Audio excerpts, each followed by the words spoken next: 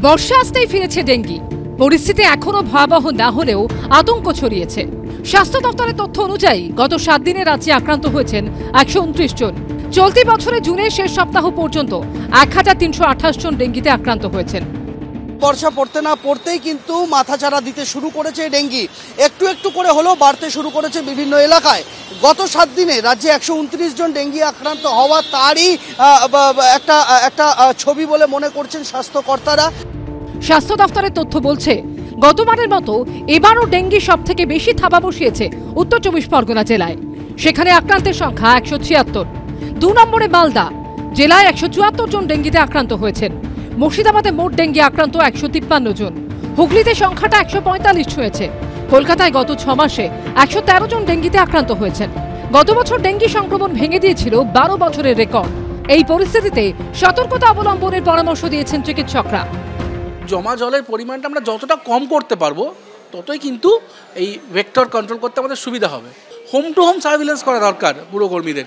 তো সেটা যদি আমরা খুব স্ট্রেনথেন না করি তাহলে কিন্তু বৃষ্টি হলে গতবারে যে ম্যাসিভ ডেঙ্গি কেসেস হয়েছিল এবারও তা আউটব্রেক হতে পারে। জমা জল অনেক ক্ষেত্রে অনিয়ন্ত্রিত এবং অনিয়মিতভাবে জমে থাকে, সেগুলো আমরা জানতেও পারি না। সেই জায়গাগুলো বিশেষ করে লক্ষ্য দেওয়া দরকার, কেননা এক্ষুনি এই সংখ্যা থেকে কিন্তু বোঝা সম্ভব না যে কতটা বাড়তে পারে। তবে যদি আমরা আগে থেকে একটু সতর্ক হই এবং যে জিনিসগুলো আমাদের করার কথা সেগুলো যদি আমরা সব ঠিকঠাক মতো সময়ে করতে পারি তাহলে কিন্তু এই রোগ মাত্রাতিরিক্ত বা মাত্রা ছাড়া হবে না। গত বছর দাপট দেখিয়েছিল ডেঙ্গি। সেই অভিজ্ঞতার কথা মাথায় রেখে চলতি বছরে মশাবাহিত রোগ নিয়ন্ত্রণে লার্ভিসাইড কিনতে 20 কোটি 90 লক্ষ টাকা মঞ্জুর করেছে রাজ্য সরকার। লার্ভিসাইড হলো এক ধরনের কীটনাশক যা দিয়ে পোকার লার্ভা মেরে ফেলা যায়। মশার ক্ষেত্রেই এই কীটনাশক সব থেকে বেশি ব্যবহার হয়। ডেঙ্গি পরিস্থিতি যাতে নিয়ন্ত্রণে থাকে তার জন্য আরও কিছু সাবধানতা অবলম্বন করছে রাজ্য স্বাস্থ্য দপ্তর।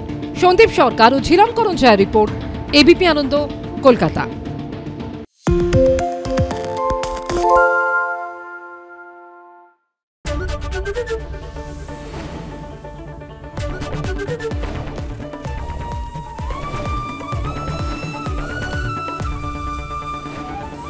এবিপি আনন্দ, এগিয়ে থাকে, এগিয়ে রাখে।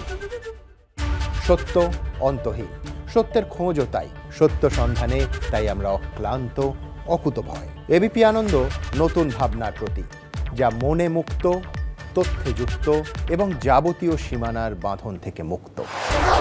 সীমা না শব্দটির মধ্যে লুকিয়ে আছে মানা শব্দটি, যেন চোখ রাঙানি এক অদৃশ্য ব্যানাজার যা আটকে রাখে আমাদের এক ছোট্ট গণ্ডির মধ্যে।